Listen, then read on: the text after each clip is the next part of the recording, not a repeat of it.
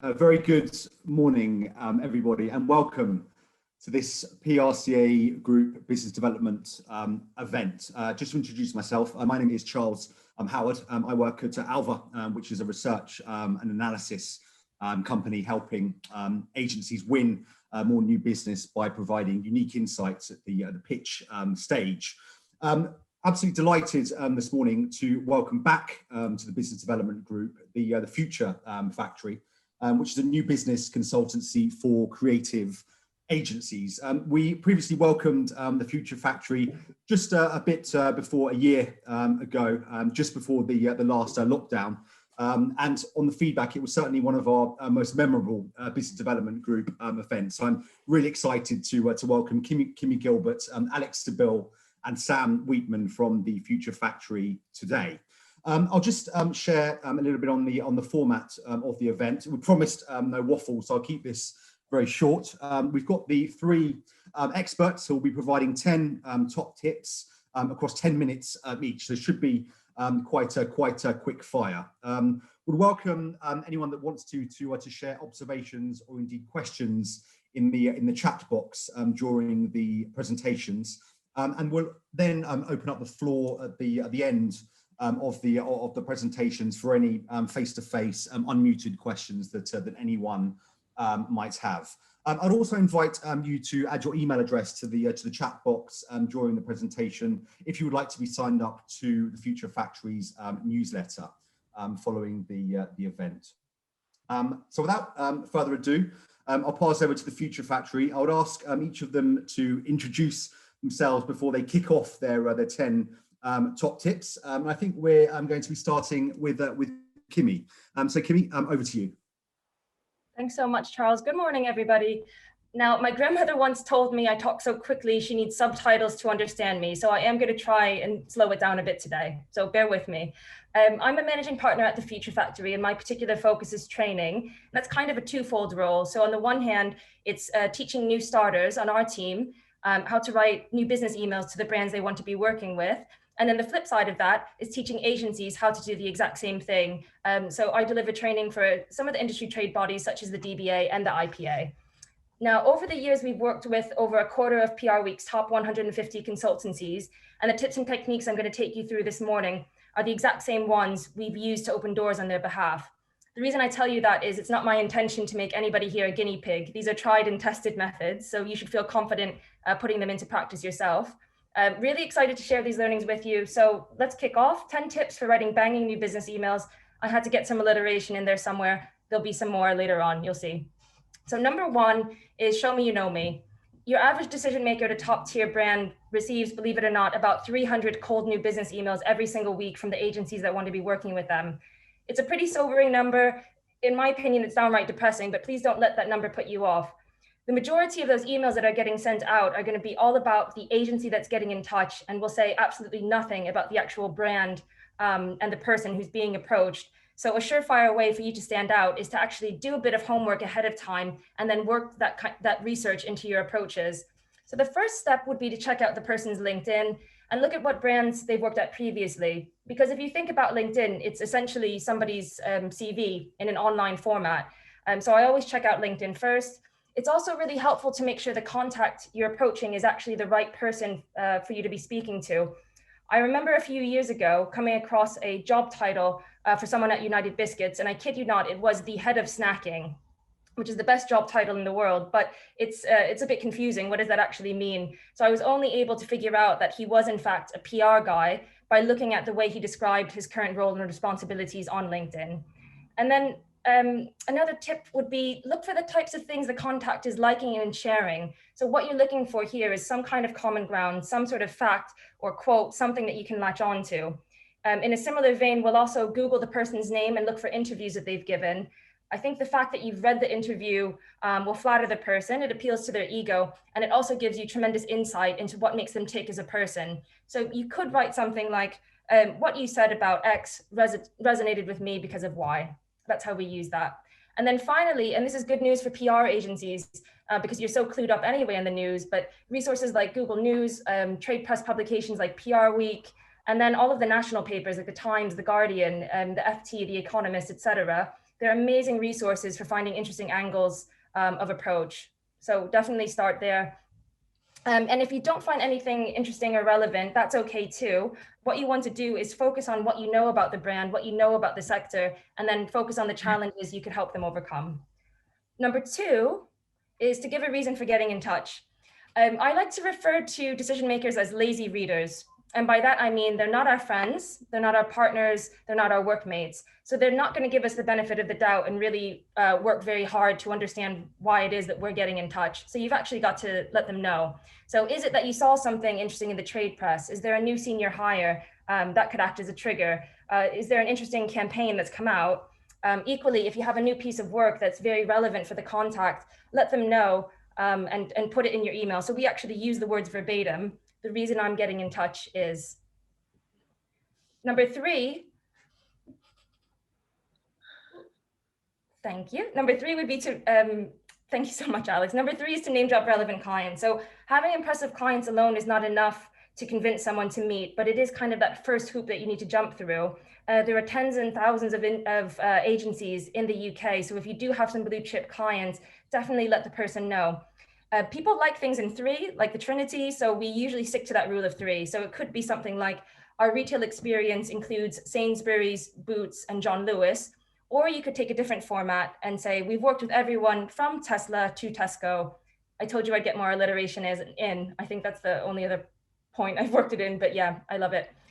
This is a stylistic thing, but personally, I really like bold facing the names of the client names of the brands. Other people don't like doing this. Either way is fine, so do whatever it is that you feel most comfortable with.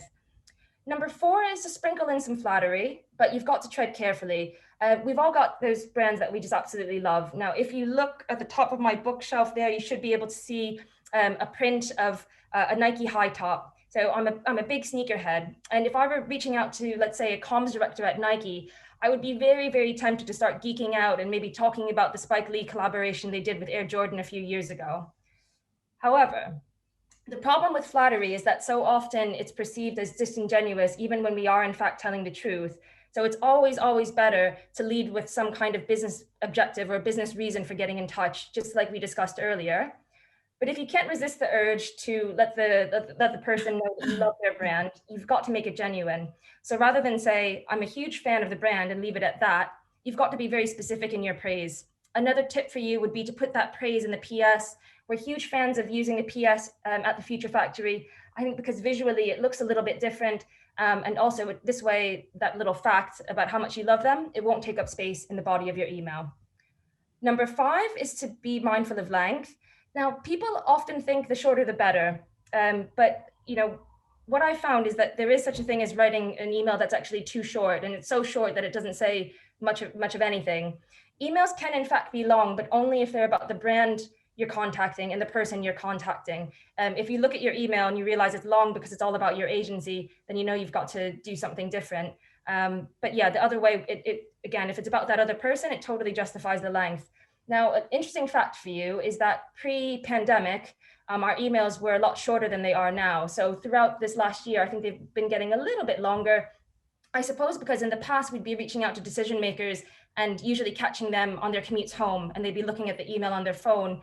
But now during lockdown, we get the feeling that decision makers are actually accessing their emails on their computers. So play around with this. If you do despise being verbose, you can tell that it's not something I struggle with.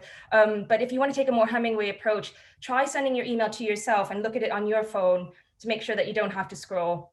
You can also save space by embedding images or even including a show reel. This is very trite, but a picture is worth 1,000 words. So if you do have some visual work, be sure to put that in there. Number 6 would be to promise ideas or thoughts. A while back, we were working with a bit of a legend in the PR industry, and I'm not going to say who it is because some of you will definitely know him or know of him. But he would say to us, Future Factory, get me in the room and I'm happy to pitch full-blown ideas to a comms director for an hour. So we did, and he did, and sometimes he would win work that way, other times he would have his ideas pinched. We're very, very protective of the agencies we work with, and we would never promise ideas unless an agency explicitly asked us to. That said, 9 times out of 10, I think agencies would rather we promise thoughts because it's softer, isn't it? It's less risky than sharing ideas, but at the same time, it's still a carrot to dangle in front of a decision maker's, I guess, face, so to speak, to tempt them into meeting. And another tip here is, talk to your team for inspiration. One of the things we hear most often from agency leaders is, how do I get my team excited about new business? So this would be a way to do it. Let them know that you're going to be sending a new biz email and get them involved in the process of thinking of some loose thoughts. Number 7, don't agonize over subject lines. They 100% do matter, but they're not as important as people think. So what I would say is just don't make your email subject line salesy, and don't make it weird. So I've got examples for both. A salesy subject line would be something like increase engagement by 50%. A weird subject line is a while back we were working with an agency that did a lot of crazy future tech stuff. Now I'm a huge 80s film fan, so I thought it would be really funny and clever to use the subject line, "Eat your heart out, Marty McFly." For those of you who are also 80s film fans, you'll know that that is Michael J. Fox's character in Back to the Future. I thought it was funny. Other people definitely did not. It went down like a lead balloon. I didn't get a single response that week to all of my emails. So when I resent them with a different subject line that was kind of generic, I ended up getting a few responses back. So the lesson here is just don't be weird like me. And in case you're interested, our most successful subject line at Feature Factory that seems to work for all of our agencies is the brand's name with a little X, like a collaboration, times the agency's name. It seems to work for us. Number 8, demonstrate what the other person has to gain. Thank you. So I must have written and proofread 1,000 new business emails at this point in time. And the one thing that people always seem to forget, myself included, is this point here, point 8. I think sometimes we get so excited by working with a dream brand that we completely forget to make it about what they are going to gain from it. So instead we make this kind of lackluster offer of meeting up to chat through creds. Now, if you've had the misfortune of an acquaintance showing you their holiday photos when you didn't actually ask to see them, you know this is not the way you want to play it. So instead, offer up a kind of fresh perspective, or let's say the opportunity for the other person to do a bit of window shopping. The reason the window shopping analogy works is because it's something we all do in our personal lives. So you can't see my feet, but I'm wearing a pair of handmade leather shoes from Grenson. I love these shoes. But that didn't stop me from walking through Soho last Saturday to see what else was out there. Now I know, what kind of shoes are in the market for when I'm actually ready to buy. You get the idea. Number 9 would be to acknowledge the fact that they've got agencies in place and say that you've got no expectations. If you follow this tip, I can guarantee you're going to get more replies because we've tracked this with our team. What you're trying to do is to stop the other person from reading your email and thinking, brilliant email, brilliant agency, but we've already got one, delete. So if you bring this fact up first, you can diffuse their go-to objection and make them think twice before deleting it. Most of the tier 1 brands you're going to be contacting, I would actually say all of them are going to be already working with an agency. And actually that's a good thing because it means they're used to spending on PR. It means they value PR. In fact, what I would recommend is that you think of any potential objection and try to preempt it. So if your agency is small, but you punch above your weight with some big accounts, you let them know that. If your agency lacks sector-specific experience, but has wonderful knowledge of the target audience, let them know that. Now, the second point here, the bit about no expectations probably needs further clarification because some of you are probably sat there scratching your heads and thinking, well, wait, don't you have expectations? Do you not want to get briefs and win new work? The answer is yes, but it helps thinking about new business kind of like a first date. So my ex and I, as everyone at Future Factory knows, because I've been talking about it loads, but my ex and I broke up last June. I'm finally ready to start online dating, which is terrifying. But if you imagine I'm on a first date in the coming months and I walk into a bar, I see that person and I say, I love you so much, let's get married and move to the countryside. I'd imagine I'm not going to get a second date, right? Depends on the person, but I guess probably 9 times out of 10 wouldn't get a second date. So if you say no expectations, it doesn't mean you're not interested. It just means that you're realistic in what you hope to achieve with an initial meeting. And I've actually had decision makers thank me in the past for not coming on too strong. So I think there's something to be said for playing it cool. And finally, number 10, have a strong finish.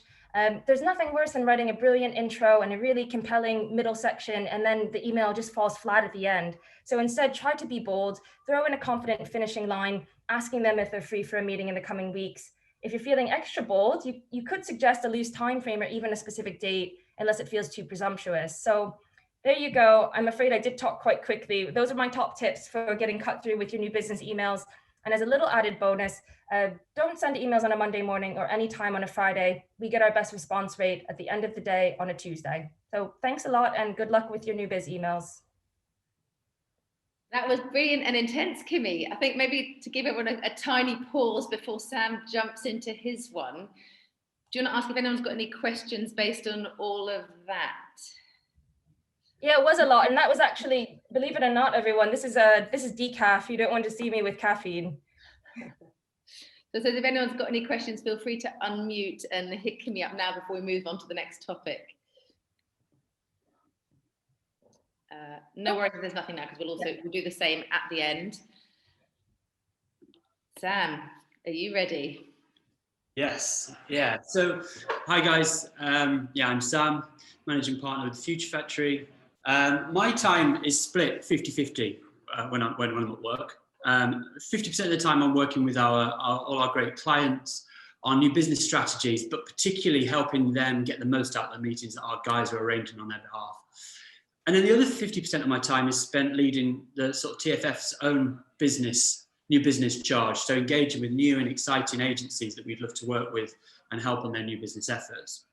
These sort of 10 tips are taken from a much broader body of work that we do with our clients and do as external training as well. So there's a lot in here. And much like Kimmy, I've got rambling down to a fine art. So trying to keep this succinct is going to be tricky, but I'm going to do my very best. Really, the fundamental part of where this session came from is an understanding that there's bags of, when agencies get an inbound lead or a live opportunity, there's bags of rigor and process that wraps around, how they're going to respond and how they're going to capitalize on that opportunity. From experience, that same rigor and process and structure is often, not always applied for colder new business meetings. And that's what this session, rather, these tips are based on. So, step one. It's very easy to reach out, using all the tips that Kimmy's just chatted through, to arrange a meeting with a dream prospect. Get really excited. It could be Nike, for example. Oh God, think of all the great work we could do for Nike. Make a few assumptions about the things that they need and what you could do for them, and then basically get your opportunity to meet with them, and you go straight into pitch mode before you really understand anything about what they're up to and why they've agreed to the meeting. Perhaps they've misled they've misled their interest, whether maybe they're just window shopping, maybe there's something they're really thinking about.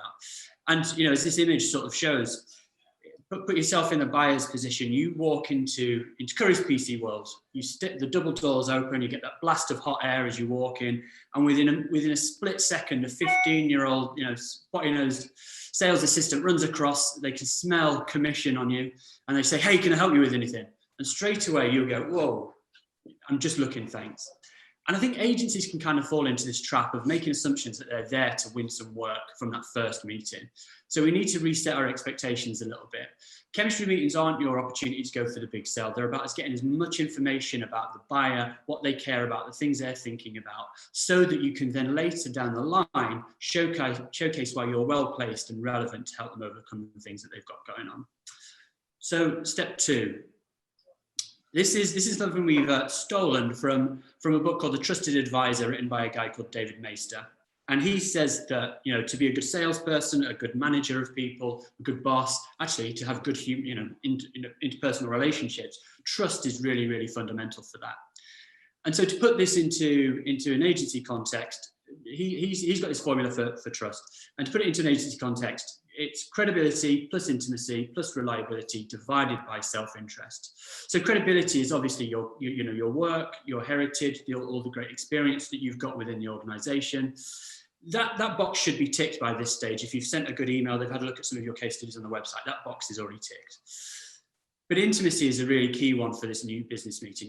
If you can't build a human relationship with somebody, it's very unlikely that you're going to be able to move that conversation forward and become a partner for that organization, even if your work's great. So chemistry, that's all about the rapport you build on your emails. It's about the chemistry you're able to and rapport you're able to develop in the meeting itself. Plus reliability. So you turned up to the meeting on time.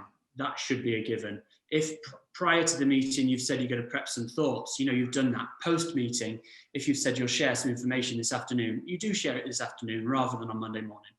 Divided by self-interest. Obviously, we're going into these new business meetings thinking, right, where can I get this great opportunity with this this brand of my dreams? But actually, what we want to do is have low levels of self-interest and orientate the session around them, their needs, what they care about, what they want to get out of this. Because ultimately, that's where your opportunity is going to lie. Step 3, this should be a given, but do your homework. And we think really we should be looking at 4 core areas of research that we're going to look at. The first is the brand. So that could be, recent activity that they've done in your world, their recent product or service launches, maybe some information about the agencies they're working with, their social channels, their strategy documents to get a sense of what their focus is for the coming 12 months, coming 5 years, whatever it might be. The second thing you're going to look at and do some research into is the person. Like I said at the beginning, it's very easy to get excited about, all the great work we could do for Nike. Wow, this is so exciting. But actually, you're also helping somebody do their job. That's the first box you've got to tick. What does this person need to achieve? And what role can you as a supplier play in helping them achieve those things? And that can both be from a day-to-day job perspective, but also from a career trajectory perspective. And LinkedIn is going to be your best friend for finding out all this information. But also using LinkedIn to understand what types of things they're engaging with, what are they talking about, what are they liking, what are they sharing, all that kind of stuff that might give you some indications to the kind of things they're thinking about that are going to be a focus for them over the coming months. You can also obviously use LinkedIn to find out who the other key stakeholders might be. Who else might I need to engage with, meet with, what hoops have I got to jump through on this sort of path towards, converting this business into a client. So that's something to think about too. The third thing we're going to do is look at the competitors. Who are the industry leaders? Sorry, Alex. Who are the industry leaders? Who are the plucky new challengers that are coming in and disrupting the status quo? And who are the ones that, how is innovation shaking things up? And what does that tell you about what the focus might be? And then the fourth and final point on homework is industry trends. What's the hot topic? Could it be, legislation change, the HFSS laws that are coming into play next year with, fatty foods and sugar and the way that we can advertise that? What role is that going to play in the changes and shifts that brands are going to go through? Could it be conversations around the environment or sustainability, or even, more social issues? Human rights, Black Lives Matter, all these conversations that have been really front and center. What voice does the brand you're meeting have in those?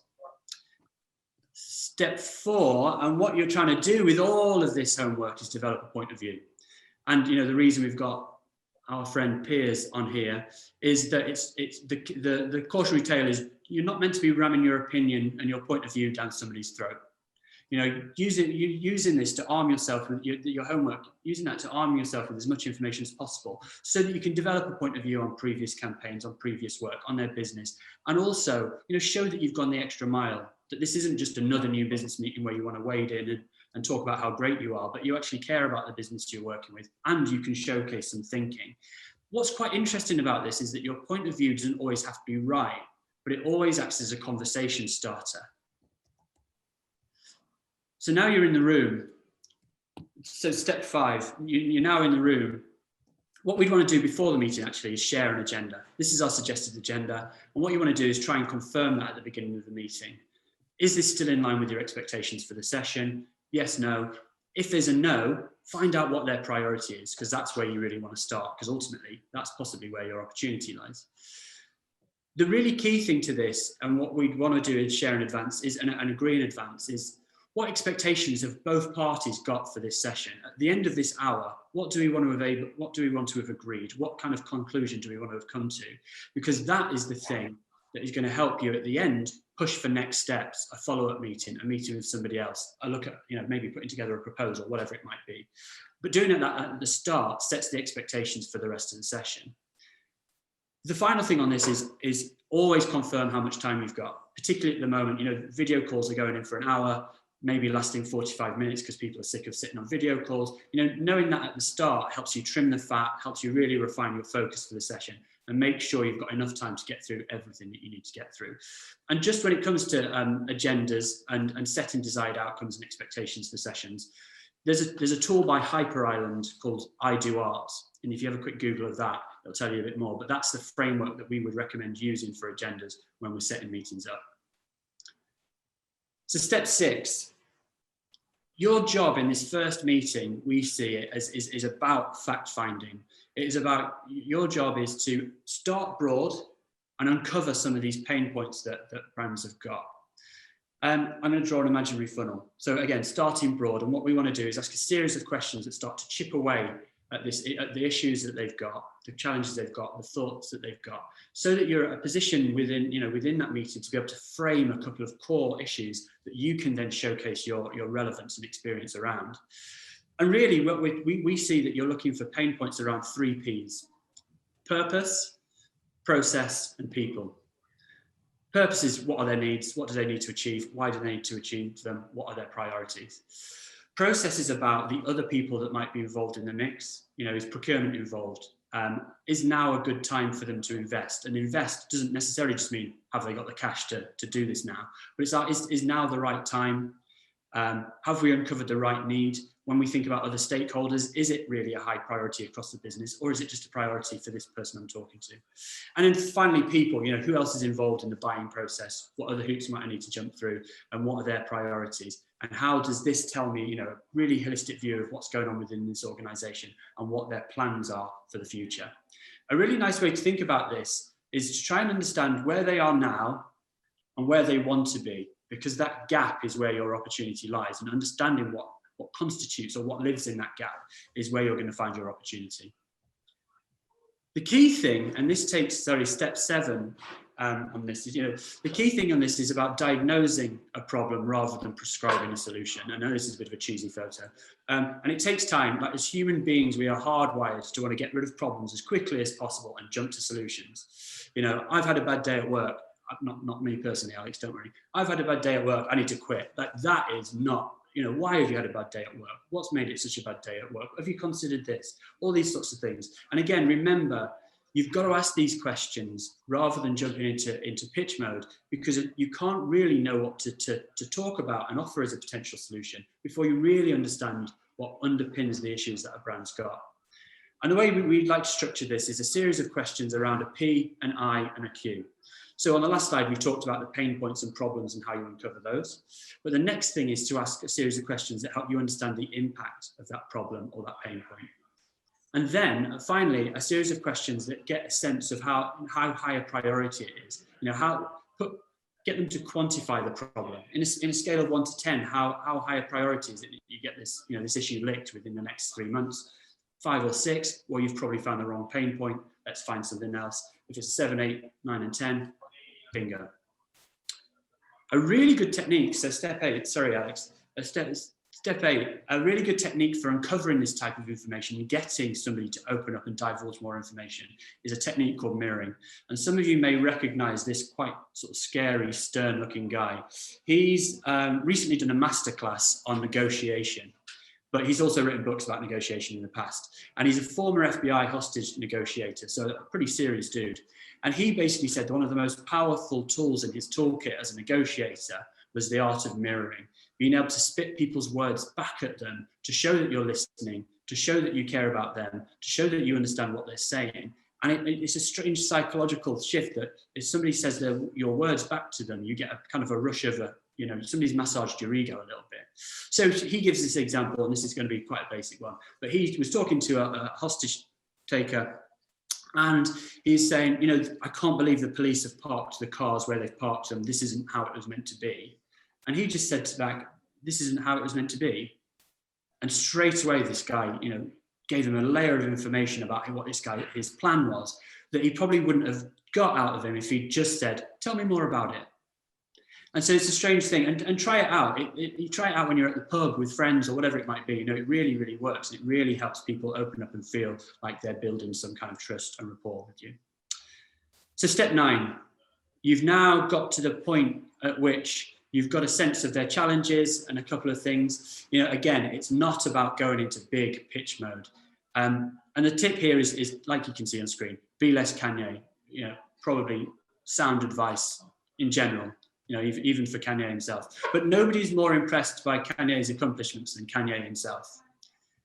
And so it's not about your opportunity to chest beat and go through 100 pages of your creds deck. It's your opportunity to showcase why you're relevant, why you're well placed to help, the experience that has a link between what you've just uncovered about this brand's issues and what you've done in the past, and showcasing the impact you could potentially have. You know, this is really ideally would be the first time that you've turned to your creds deck. You know, before this point, really, you should have just been hopefully having a bit of a human conversation, a back and forth, engaging like a human being. Now, you might want to refer to this. You know, the best way to kill chemistry, and these are chemistry meetings, the best way to kill chemistry is 100-page death by PowerPoint creds deck. So yeah, be less Kanye, make it relevant. And the final point, you know, you know, always, and I think this is probably the most important part of the meeting itself, and often the thing that gets missed, but, you know, always agree what happens next and when. Hopefully there and then, get it in the diary. You know, at the moment we're having new business meetings via video. There's no excuse. People have got their calendar in the background. They can see what the schedule looks like. Get something penciled in to build on the conversation you've had. It's very unlikely that you'll cover everything you need to cover in that first meeting, but what you really want to do is own the conversation around the challenges and the issues they've got into a follow-up session. So get that done there and then. What you don't want to do is turn into a new business email mosquito, periodically every 6 weeks popping up with an email. Hey, me again. It was great to meet you a couple of weeks ago. Yeah, any thoughts on what we shared? Hope to hear from you soon. We want to kind of avoid that and take a bit more control. Get something diarised there and then if you can. So that's my 10 tips. I don't know if it's quite 10 minutes, but I tried. And I'm now gonna, again, if you've got questions, please pop them in the chat or jump in at the end when we have a bit of a Q&A. But I'm now gonna pass over to Alex for the final segment. Thank you, Sam. I timed you, that was 15 minutes, not bad. Oh, sorry. Are there any questions? Feel free to shout out. And if not, which I'm going to put the timer back on for me. My name's Alex. I'm one of the founders of the Future Factory. And based on the fact that the core of our business is lead generation, I very much look at marketing from a lens of new business. And too often, I suppose, I see agency marketing that isn't that strategic or doesn't make much of an impact on the bottom line. So my tips all around simple actions you can do to increase the results you get from your marketing. So there's a starting point to benchmark yourself against. It was a couple of years ago now, but there was a survey of about 400 agencies, and it revealed that the top performing agencies were getting a 10 times return on investment on their marketing. Now, even if you're not aiming for 10 times, because that is the best of the best, you should still try and have ROI in your mind with each piece of marketing you create. And that will hopefully force you to think about how you can maximize anything you're creating. So don't just be satisfied with putting something on LinkedIn. You should be asking yourself where else you could place it, who else you could share it with, or how even you can repurpose it into a different format. So getting close to that 10 times ROI, which obviously is the top of the top, is not at all about creating any more content than you already do, but actually about being smarter with what you're creating and trying to sweat each thing. With that in mind, my tip number 2 is don't start with a marketing plan, start with a new business plan. This is how you create content that can be used to directly influence new business success. And obviously that's there when you get a really good ROI. Too many times I've worked with an agency or worked with many agencies. We've been going 10 years, so lots of experiences where an agency will say that their new business priority is, for example, to grow their travel clients, but then all the marketing they create is focused on the food and drink industry, but they also have clients. So if a sector or service is a genuine priority, then that should steer your marketing. And that new business plan can be as simple as who you want to target, so sector, job title, specific brands, and which of your services you want to grow. So those 2 parts then can steer the topics that you're writing about, the publications you want to be featured in, the events you're attending or speaking at, the awards you're entering. And if you do more of that, so that focused marketing led by new business, then your new business team will be able to use your marketing, and that's when it can really deliver the bottom line results. All right, into some tactical bits. LinkedIn is the 101 of agency marketing. Not so sexy, but very practical. First up is just add everyone you meet on LinkedIn. Still, I meet so many people who are not amazing at this. And essentially, you're creating your own trade press that you have the control of how often you publish on it. You could have a more relevant readership than the Drummer PR week in, if you practice this for a year, adding everyone you meet. But more excitingly, when you post content on LinkedIn, if you see that someone from a relevant company and with a relevant job title has liked your content, then send them a direct message. It's less of a cold approach. You've got a warm starting point. Your message could be along the lines of, hey, I saw you liked my post. Is this something you guys are giving thought to? If so, I'd love to hop on a call and share some more of our thoughts on this. So it can be as simple as that. We've got a client who does this and it works very well for them. So I'd just say, keep an eye out for an opportunity to test that one out. Marketing gives you the best excuse to spark a conversation. This is basically the underlying theme of everything. And for example, it does happen in the new business process that now and again, someone you sent a proposal to starts ignoring your emails. There's only so many times you can pester them or ask again if they've seen your latest message. But if you've got some marketing that is relevant, then you can use that as a tool to get that conversation moving again. For example, inviting them to an event, that doesn't come in any way, it doesn't seem pushy or doesn't seem desperate, which obviously you don't want to seem, and you might feel after you've already chased your email twice. So yeah, definitely your marketing can be used to reignite those conversations, and actually not just where someone's been ignoring you, but actually all of your network, past people you've worked with, past clients, past colleagues. Marketing gives you a really comfortable, nice excuse to open up a conversation. And I'd say on top of that, if you're, let's say, organising an event or a webinar, don't just do a newsletter blast to get signups. Factor in time to reach out to some key prospects one-on-one, because you've got a really lovely excuse to do so. And then equally, if you've created a piece of thought leadership, again, don't just do a newsletter blast promoting it. Don't just share it on LinkedIn, but actually pick out the key people you'd love to pick up the phone to, or send a one-on-one email to say, hey, we've just created this. I thought it could be relevant to you. And it's a reminder of why we're experts in this space. And do you have any challenges that we can look at on this topic? That's how you really sweat your assets. That said, a caveat to that. If your thought leadership is genuinely good, actually just sharing a summary can be good enough to get you a face-to-face meeting. So we often tell agencies not to share their short leadership, but to use it as leverage to get into a one-on-one conversation. Or equally in the same vein, you can use your thought leadership to try to, as the basis for an event and to try and get people through the door, or on a webinar these days. Both work, but neither will if you've already shared all of your findings on your website or your social channels. So I'd just say, before sharing your marketing in your usual ways, just pause and have a think if it's good enough to use as a carrot for an introductory new business meeting. Once you've done all of that, next layer to try and get more ROI from each piece of marketing you create. Try asking your contacts or your clients, your prospects, if there's anyone in their company who might be interested in seeing that report or joining that event or webinar. So since expanding your network is key to a healthy new business pipeline, your marketing ideally is a tool to open up and expand that network of warm contacts.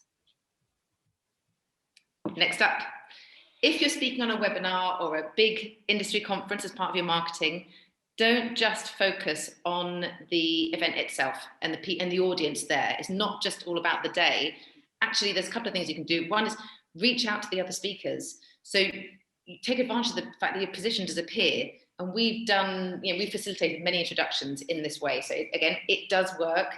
And you can either do this in the 1 month leading up to the event, reaching out saying, hey, I see we're both on the same panel, or straight after the event, and again, then you can make reference to their talk.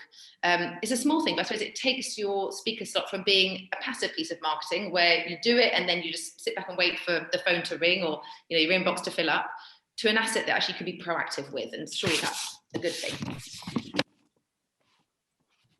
Continuing on the theme of speaking at events or on webinars, with any speaking opportunity,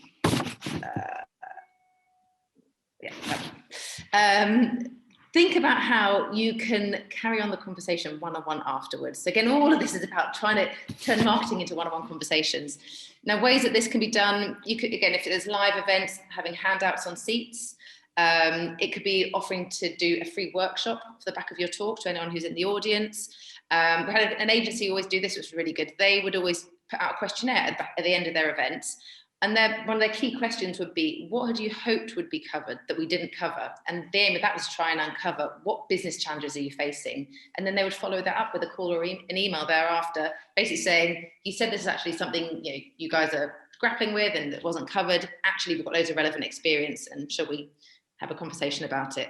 And then, of course, make sure you get the attendee list of any events, if it's other people's events you're getting involved with, and then connect with those people on LinkedIn. Again, then expanding that network. Nearly there.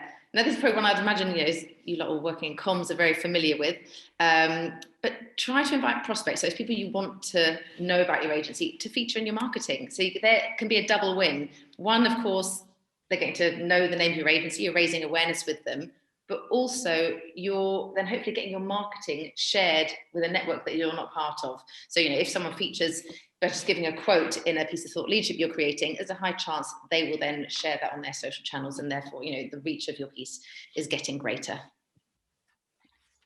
And lastly, measure the impact of your marketing so you can make an even smarter plan for next year. That could be as simple as look at your web visitors and where they're coming from. Is it LinkedIn? Is it Instagram? Are you aware of this? Is it the PRCA members list? Did you see a spike in visitors after sending out some marketing activity? Do you track inbound inquiries as an agency? The more stats that you're equipped with, the smarter decisions you can make when it comes to your marketing, and the less budget you'll waste, because you'll know really where are the right channels for you. So yeah, that's my time up.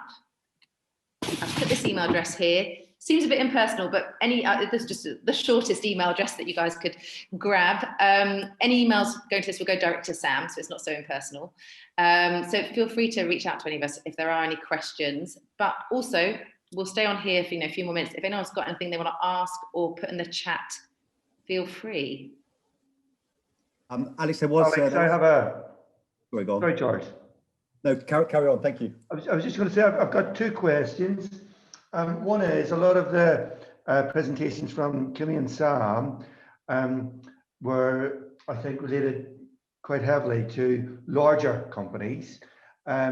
We deal exclusively with SMEs. Is there any difference in approach or any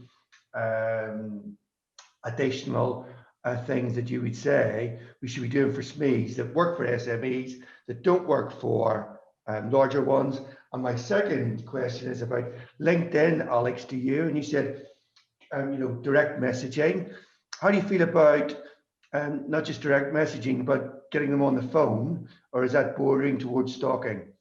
No. I mean, no, absolutely not. If they've liked your content and if they're already a connection, absolutely not. And again, it's just, we as a business, we're cold calling all the time. So anything that gives that reach out, that slight warmth, which is, hey, I saw you liked my content. I've actually been meaning to, drop you a line because your organization is super relevant to ours and vice versa.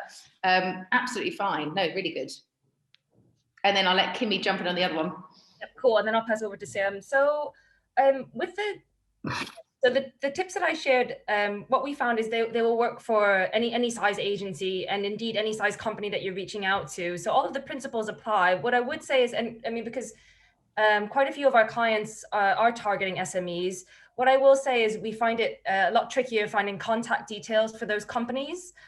So it might be worthwhile taking, I guess, LinkedIn as your primary place to start and see how you get on that way. But yeah, also with, we do use the phone quite a bit, as Alex said, and also the cut through on the phone, sometimes targeting SMEs. They have maybe more gatekeepers, or indeed, sometimes they don't even have phone numbers and it is email only. So maybe start with LinkedIn and, those principles of making things about the other person. And certainly if you're on LinkedIn, you can look at their profile, see the types of things they're liking and sharing, and hopefully that will help. I think from a new business meeting perspective, I think ultimately it all boils down to how can you interact with another human being to understand what they care about.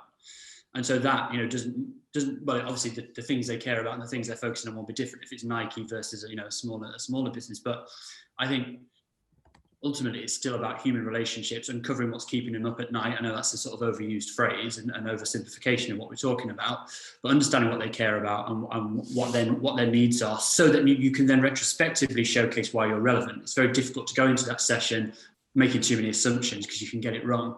But I suppose with SMEs, and I suppose your understanding that you have of those types of businesses, you're probably likely to have a decent, better understanding of what they're going to be interested in going in. But yeah, my approach would not change regardless of the business that I was meeting with. Thank you. So we've got a few questions from the chat. The first one is probably from Dave. Basically, when is the right moment to draw for the all-important creds deck? When should one pull it out? Can it be useful for to send over at the very outset, or should you save it for the for that initial meeting to pull it out? Yeah, really good question, and this is something that has been, the creds question comes up and has been coming up for years, right? When do we use them? Are they a necessary evil? All the rest of it. But we would look at creds as a tool that can be used in different ways. So as a prospecting tool, that would be a very different creds deck that you might use or utilize in a face-to-face meeting. You're not going to have lots of text in there. If you can't communicate what makes your agency great with passion and charisma, the creds deck's not going to do it. The creds deck should be there to support the story you're telling, not to tell the story. And another cheesy line for you, the best presentation you create will be the one the prospect never sees. Again, in these first meetings, it should be about chemistry and it should be about a fact-finding thing. Then later on in the session, showcasing a few bits of work and a few bits of expertise that showcase why you're well placed to help overcome that challenge you've just uncovered. I'm talking in ideals a little bit. There are going to be cases, perhaps with some more traditional businesses, that are like, yeah, you've got 20 minutes, I just want to hear about the business, and it's 3 of your best case studies, and then we can talk about how we might be able to work together. Fine, you've got to be ready for all circumstances. But ideally, we think these sessions should be about fact finding, they should be about building rapport and chemistry. And how do you know what to show before you've uncovered what's going to be relevant to them? You've got to ask those questions first before you sort of whack the creds deck out. And then, with regards to new business emails, Dave, we tend not to, we'll pretty much never ever send creds out, and certainly not from a cold perspective, because I think there's that hesitation to click on something in a cold email.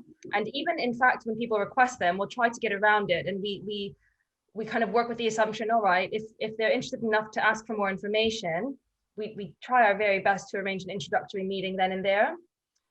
So I guess if you do want to do something a little bit different, sometimes we've seen things like maybe a 1-page snapshot. Sometimes those types of things can work well. Again, we don't use an awful lot of those. And again, certainly I wouldn't send them out cold. But yeah, usually we find just a really tailored email should do the trick. And then again, you can keep those creds up your sleeve, as Sam said, for maybe in a new business meeting, if it feels like the right time to pull those out. But even then, not often. I think the other thing to add is that if there's only so many ways to skin a cat, right? That if you take people and names away from a lot of agencies, what you can often be left with is similar methodologies, similar clients, similar looking case studies and results. And if you're not there to add context and add flavour and add anecdotal stuff to the creds deck, what you're left with is basically what a lot of your competitors could put together. So that's why, again, we wouldn't share things in advance a lot of the time, but also we really want to know what we need to put in that creds deck, and you can only do that once you've had the conversation first. That's a good point. Bit of a chicken and egg situation to a degree, but yeah, we'd always potentially hold back on the creds. That's a good point, Sam. But I didn't think of that. But yeah, you do want to keep things up your sleeve. And with regards to new business emails, we'll send as many as 3 emails to the same contact, usually spaced out by about a week. But they're always 3 different emails, so as not to ever spam the person, because we think if they didn't respond to the first email, the last thing we want to do is keep forwarding them that same one. So we do encourage people to sometimes, we talk about bombs at Feature Factory, and those are things that are special about your agency. True USPs are really hard to find, but just something that's special about your agency that you're really proud of. And often, because we get our better response rate from the second and third emails, often our team will kind of keep those really hardcore facts and stats and things up their sleeve for the second and third emails. So it's about spacing things out, but at a point you'll run out of things to say. We're getting quite a few questions coming through on the chat about LinkedIn, and probably this is a conversation we could have for several hours. But I wonder whether the team, I guess pretty briefly, given the time, could share any top tips, I guess, in terms of increasing engagement on LinkedIn. That includes, I suppose, at the very initial stage of adding people on LinkedIn, what should the tone be on the note that you add when you add someone, with a view to then continuing the conversation? And indeed, are there any tips and tricks to to increase engagement on LinkedIn? Yeah, I would say, and then maybe Alex, if you had any thoughts on, I guess, from a marketing perspective, but I think in terms of establishing that, I guess, connection over LinkedIn, do make sure that your own LinkedIn is up to date, as Alex was saying, because sometimes we'll see agencies try to use LinkedIn as a tool, but maybe, they're not really using the platform often. So if you've got a really stripped back kind of LinkedIn, try to add some flair to it and make sure it's in order before you're reaching out. But then once you actually do, I think, again, just trying to, because we're limited with what we can actually say on LinkedIn when you're reaching out to someone, but I would always try to refer to something in their profile. So maybe something that they've liked or shared, or looking at previous roles. Maybe they've worked at a company that is a current client of yours. Again, we're looking for some kind of common ground, but that initial thing is quite short and sweet. And then once they accept the invitation, usually I would do, well, there's one of two things. If you notice that the person is quite active on LinkedIn and they have a very detailed LinkedIn profile themselves and they're constantly liking and sharing, I would stick to that platform. But if it seems, again, like they've not got very many details on there, sometimes, in fact, at that point, I would send a new business email with the subject line, "Thanks for connecting on LinkedIn." And then everything that we just spoke about with regards to new biz emails applies. But I think you can try around with two, again, because we only have so many ways of getting in touch with decision makers. There's email, phone calls, LinkedIn, and we didn't talk about snail mail and things in the post today, but we've kind of got those four. So do make use of all of them. Nathan, I saw you've got a question around looking at people on LinkedIn and then whether it's a good thing that they can see you've looked at them or not. And actually, I'd say absolutely it's a good thing. If they see you've looked at them and then they look at you to be like, why did that person look at me? If your profile is up to date, then that's almost as good as them getting to your website and checking out your agency and your name becoming more familiar. So definitely a good thing that they have that option switched on. They can see who's checked them out.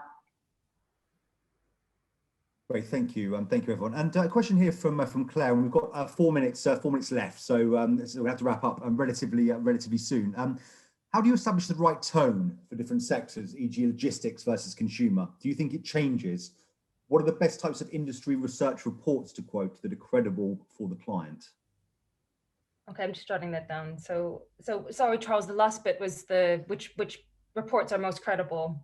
Yeah, any particular research reports to quote that are credible for the client, or indeed perhaps you might want to create your own report. Who knows? But yeah. Well, okay, so Claire, you're absolutely right that we do always have to be mindful of our tone, because we work with such a wide range of agencies. So some of them are very corporate, and whereas others are, very creative and, based out of Dalston, that type of thing. So, and equally the brands we're reaching out to. Again, I didn't show you any examples of some of the emails our team had written because there just wasn't time and that wasn't the purpose of today's session. But some of them are quite out there in a really good way, and their creative clients love that. But again, the more conservative ones wouldn't.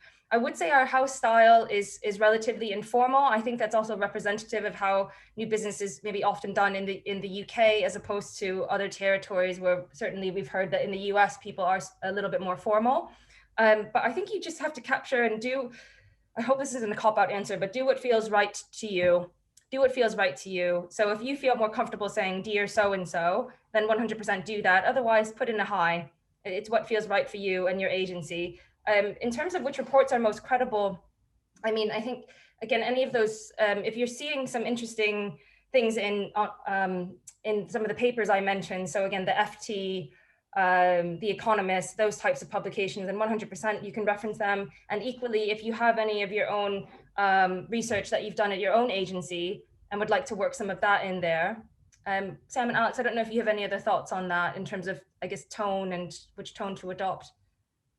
I would just say that, yeah, people by people. So whether someone works in logistics or a cool brand, they're a human. And so try not to be overly formal, just be representative of your agency, come across friendly and warm, knowledgeable. I think that's the best you can do. Great. Fantastic. Thank you. And just finally, just a very quick question from Albert. How many times should you follow up with a prospect, and at what sort of frequency for giving up?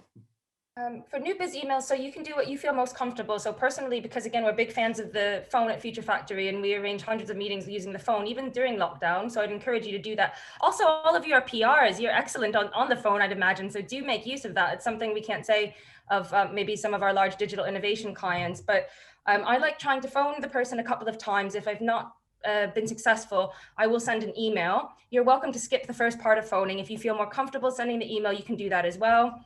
And then after sending that first email, leave it a few days, follow up with a phone call.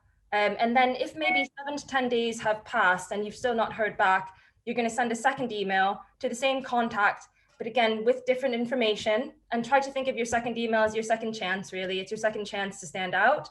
I do refer to the fact that it's the second time I'm reaching out.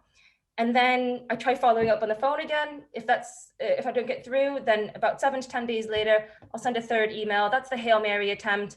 And each time the email is getting shorter and shorter. So the first email is whatever length it is. And then the second email is even shorter than that. And the third even shorter than that. So it's kind of like Russian dolls. And if you don't hear back after the third time, that's absolutely fine.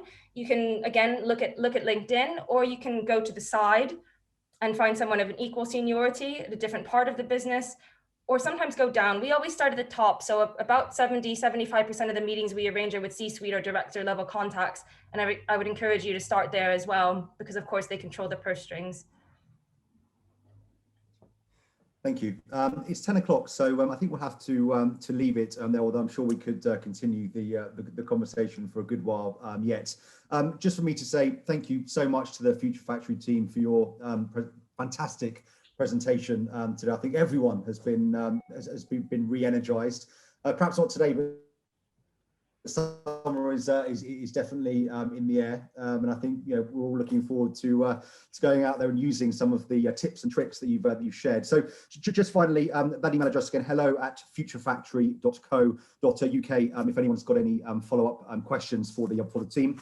And once again, thank you all very much indeed, and enjoy the rest of your day. Thank you.